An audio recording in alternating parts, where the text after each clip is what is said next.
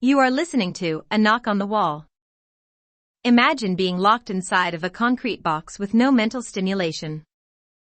You hear a knock on the wall. Do you listen? Episode 3, You Were So Mean. Palms Elementary. Palms Elementary School in Paris. From a developmental standpoint of what I experienced in preschool in Los Angeles, I was already programmed to think school was a bad place. Despite a good experience in first grade, by the time of second grade all things changed back to a negative experience. The name of our teacher was Mr. Ball. He was a scruffy-looking white man who resembled a biker. His name we found to give us giggles, plenty of my classmates, and I found it funny when we would say to one another Mr. Balls and laugh. Mr. Ball was an aggressive man. He was assertive when he gave directions for assignments. You are going to obey me, or you are not going to recess. It is as simple as that. It was not as simple as that when we were 7-year-olds, bro. When the school year first started, I tried to be like everybody else and follow all of Mr. Ball's directions. That was hard to do as he was just not nice to us. One of my older friends named Booney, Mr. Ball held him back a year, was sitting in front of me. He was sitting next to another kid he was teasing by pushing on the shoulder every time he let his guard down. This made that kid almost fall out of his chair every time Booney pushed him. I thought that it was funny, and the kid would try to push Booney back, but it had little effect. Mr. Ball did not find this funny at all and threatened Booney with, "If you push him again, I will come over there and push you." These are words you do not say to the Rodney King generation that just gets us started. Booney pushed the kid again harder, and the kid struggled a bit, but managed to stay in his seat. Mr. Ball flew over to where Booney was sitting and shoved him out of his chair so hard he flew into the air conditioning unit against the wall. The class grew silent. "I told you not to push him again." Mr. Ball looked down on Booney as he just destroyed him and projected all of his hate onto this child. "You're done. Go to the principal's office. You are out of my class." Booney looked up at Mr. Ball with a look of distrust.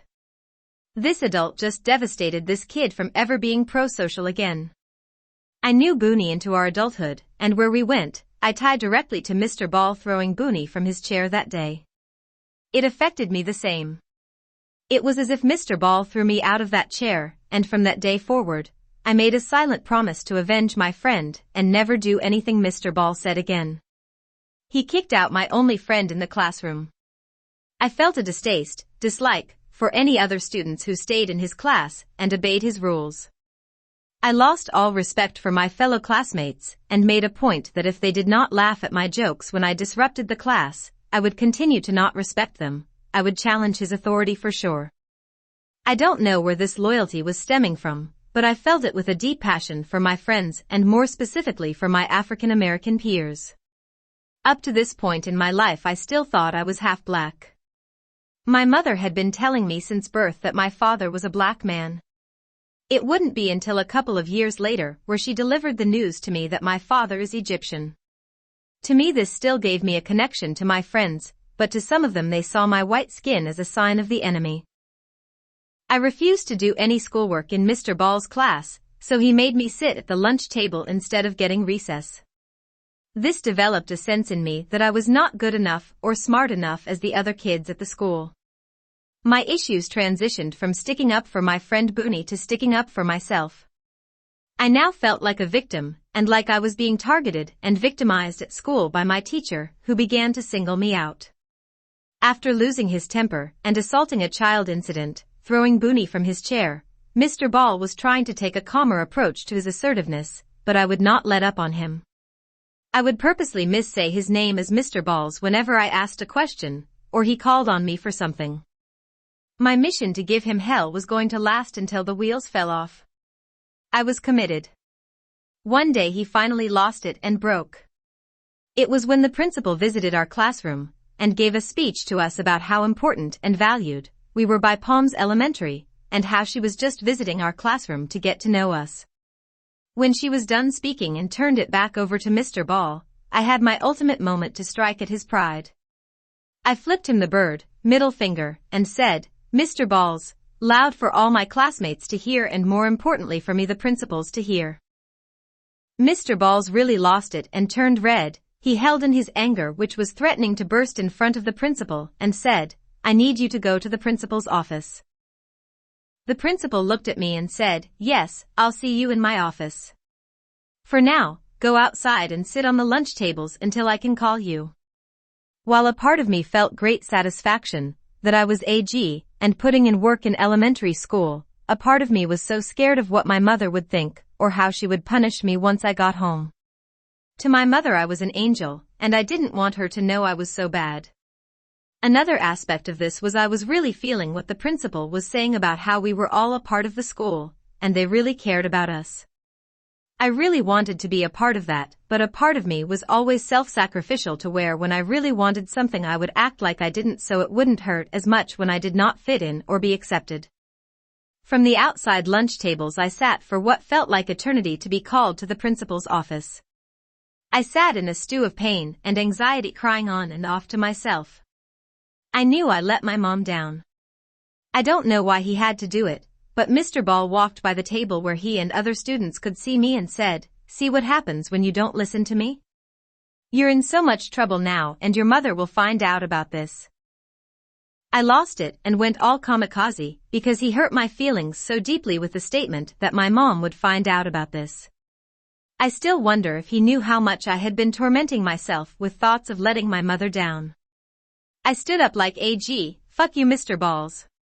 Loud enough for the entire school playground to hear, "Fuck you, Mr. Balls," I said with a sinister laugh as I did a silly moonwalk type dance across the outdoor lunch tables. He turned red again and entered the principal's office. I eventually got tired of waiting and walked myself to the principal's office. When there I asked a receptionist, "When are they going to call me into the principal's office? I'm tired of waiting." "I think they are waiting for your mom to show up." "My mom? I knew that wasn't good. Why does she have to come? They can see me by themselves." My mother had never been around at school time, so I didn't think they could magically transport her home from Los Angeles to scold me. "Let me check again." The receptionist went to speak to the principal. When she came back, "Yes, they are waiting on your mother. They gave her a call, and she said that she would be here. She is really disappointed in you." A part of me was low-key happy my mom was coming. I was worried about how mad at me she would be, but I was also excited that my mother would finally come and get to see my school. It was the coolest looking thing design-wise. There was even an upstairs part that looked like a spaceship. They kept me late after school when all the other kids had already gone home, and my mother pulled up to the school tired. This was good for me because she was too tired to yell at me or be mean. She had a conversation with the principal, and the understanding was that I would have to sit out of second grade, but could come back for the third. I was just happy that I forwarded myself a grade without getting held back. I found a loop in the system that even if I didn't do any schoolwork, if I could just be bad enough, I could still get advanced grades. I felt smart. Third grade, Ms. Geerling. My third grade teacher really helped me. Ms. Geerling was a first-year teacher, so we were a part of her first class. With a genuine style, she was solidified as my favorite teacher of all time, and instead of punishing me for being a slow learner, she took extra care and time with me by allowing me to do what I loved, act as lead in a play. I played a mean Captain Jack. Slamming my fist on the table made everybody laugh. We took our show to different classrooms, touring the second floor on the spaceship portion looking part of Palms Elementary. That was my reward for a lifelong gift she gave me, which was that she taught me how to read. I could just imagine all my peers who did not get the same opportunity as me to learn how to read. This gave me a superpower as I ventured deeper into my life that not all of us had, to their detriment, and I don't think it was their fault. I blame the system that failed to address their traumas at home and learn how to teach these kids. Even though I was not doing most of my schoolwork and assignments, instead of making me sit at the lunch tables for recess as punishment, Ms. Geerling would keep me in the classroom to help her organize stuff. If you are reading this and you are a teacher, I implore you to support and try to teach your students with unconditional positive regard. Their life may depend upon this, and you. No pressure. Once I passed the 3rd grade, it went all downhill from there. My future teachers coming for the 4th and 5th grade did not appreciate my not doing any schoolwork, and for 2 years I did not get to go to recess unless I escaped the lunch area, the hard concrete benches we had to sit on as punishment during recess. This set the intention for me that I was a renegade rebel who was abnormal, and I would take this into 6th grade with me.